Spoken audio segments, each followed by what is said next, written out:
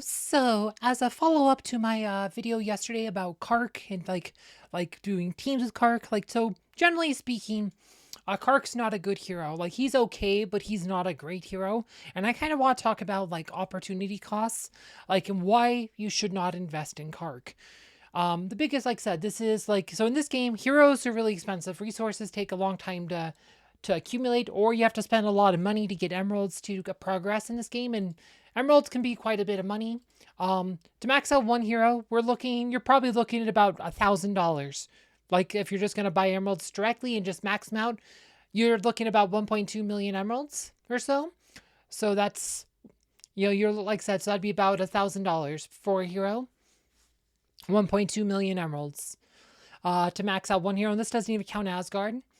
That's the kind of money you would be looking at to if you were just gonna go spend a bunch of buy a bunch of emeralds and just max out everything on a hero. Like invest in their skins, invest in their glyphs, invest in their artifact stuff. Just go full in, just spending emeralds to get to your heroes max. That's how much it costs. Or you have to spend months farming the resources, saving up your resources, taking advantage of events to get extra resources.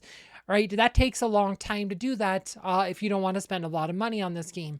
And all those resources you accumulate, like if you spend them in a hero who is inferior, you miss the opportunity to invest in a better hero.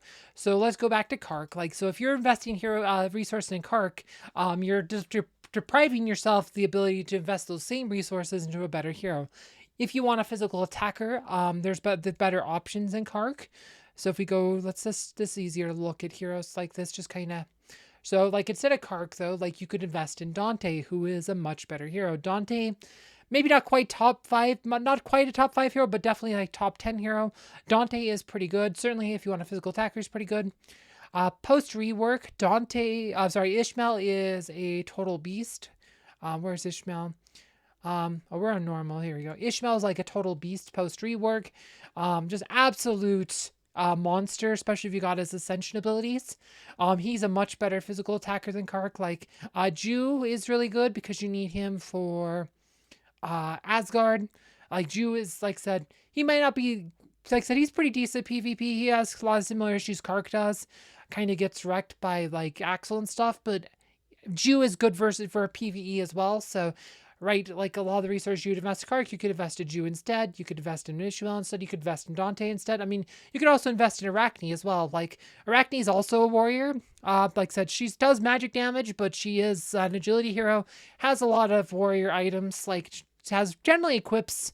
Like I said, use agility stones for all of her skin stuff. Generally equips same as like kind of like Jew's actually a strength hero, but he does have some of like his item list. But even Yasmin's better, but these are all agility heroes.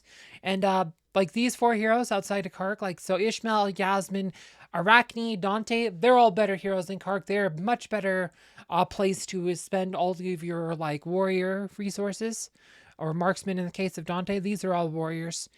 Like warrior resources. They'd just be better to invest those resources in. And like if you choose to invest in Kark, you're depriving yourself of resources you could have invested in a better hero. And yes, there are heroes in this game who are better. There's some heroes in this game who are absolute bad. Like let's say something like where is she? Astrid. Astrid is one of the worst heroes in the game. She's absolute garbage tier. You don't want to invest in Astrid. And that's the thing. Like, there are people who, anybody tells you there's no such thing as bad heroes in this game are lying to you, because Astrid is undoubtedly a bad hero. There's also some heroes who are kind of average. Like Kark, he's not quite like a bad or trash hero, but he's pretty underwhelming. There's just a lot better options. The same thing like applies to tanks. People always say I'm not fair to Astaroth, but Astaroth as a main tank, he's not that great. Like, you should not invest in him to be your tank, because like all the resources you'd invest into Astaroth could have been invested in Aurora, and Aurora is better than Astaroth in literally every way. You also could invest in Corvus. Corvus is okay. Or even Rufus. Rufus is also like probably post Iris. Rufus is one of the best defenders in the game. Like for at least on defending teams, like because he's the only one that can survive Iris. Then a lot of people, especially in Arena, like he's really good in Arena. Less so in Guild Wars, because in Guild Wars you could play manual and you can play around Rufus. It's a lot easier to ensure that Rufus dies in manual, because you can make sure the killing blow is physical attack.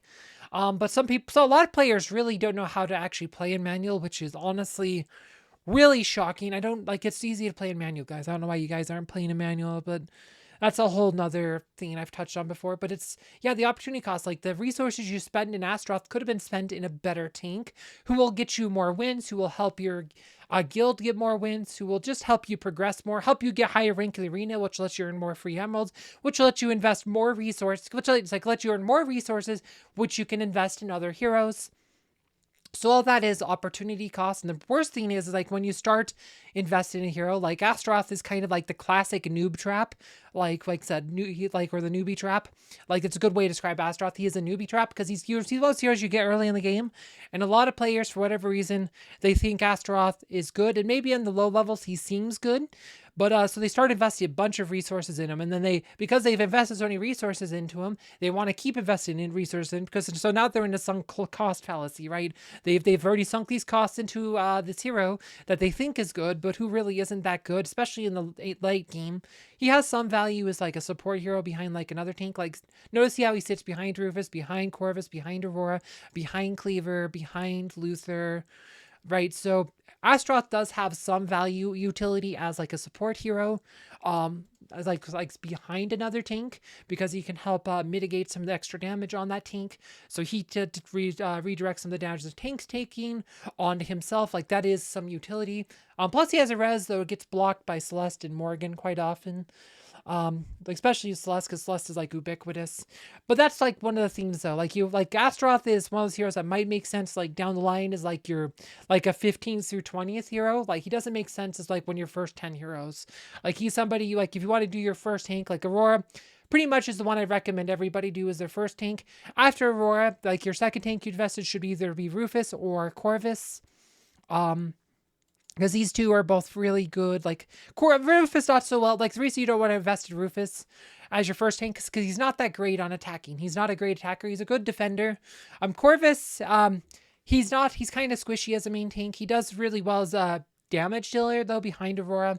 But he can main tank versus some teams, and he does have great damage potential. But he's a bit like I said. I'd say like these are generally Aurora's the first, then you'd want Corvus and Rufus are your next tanks.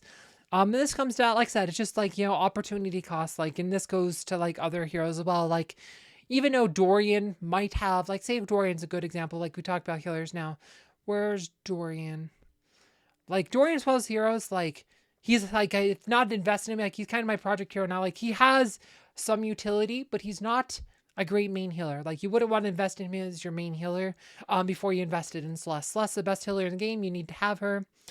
Martha is good for raids. Thea is actually pretty good in a lot of places too. And it's just, right, it's like if you're investing all your healer resources in Dorian, you don't have those resources for better healers. Like Celeste especially, and to a lesser extent Martha and Thea. This could be true with like a lot of magic dealers, damaged heroes. Let's see. Kai is an okay hero. Like, and sometimes you'll see him paired with Kark, as we said. But there's just better options. Like why invest in Kai when you could invest in another magic damage hero, like Crystal Lars. Like I said, especially Crystal Lars, you could get by with like minimal investment, but these are probably the best like damage like combo in the game. Like they're not as good on defense cities these days because of Isaac, but when it comes to attacking, they are probably the winningest team in the game. It's why they were top 3 in the arena rankings, like in most used teams, according to Hero Wars, according to the official Hero Wars stats as of February 2023, because they are really good for wins. Like, even though, like I said, you see how I have, like, quite a few heroes on this account now? Like, Lars is my 17th most strongest hero, but the Trinity Twins is literally my most used line when attacking in Guild Wars, when attacking in Arena. Clash is always, it's like, I wish more people in my guild could do the Trinity Twins line just because of how good it's been in Clash. So it's just like I said, it's just a really good attacking team. And it's just like opportunity cost. Like, are you investing your resources into the heroes who will help you win? And that's kind of like what I tried to touch on in those previous videos. Why I tell you certain heroes are bad. Why I said this is why you don't want to invest Astaroth. This is why you don't want to invest in Kark. This is why you don't want to invest in Satori. Right? There's a good example. Don't want to invest because there's just better options. And if you weren't investing in the better options, you are denying yourself an opportunity to invest in a better hero who will help you win more, who will help you get higher rank at the arena, get more emeralds, help your guild win more, get more guild war trophies, help your guild do more damage to the guild raid boss, get more rewards that way, all that stuff. Like it kind of like cascades on it. It's, and it just like complicates and all that. So it's just better to invest in the better heroes like earlier so you can do better and help your guild do better.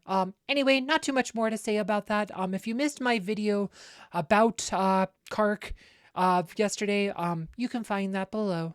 Thanks for watching.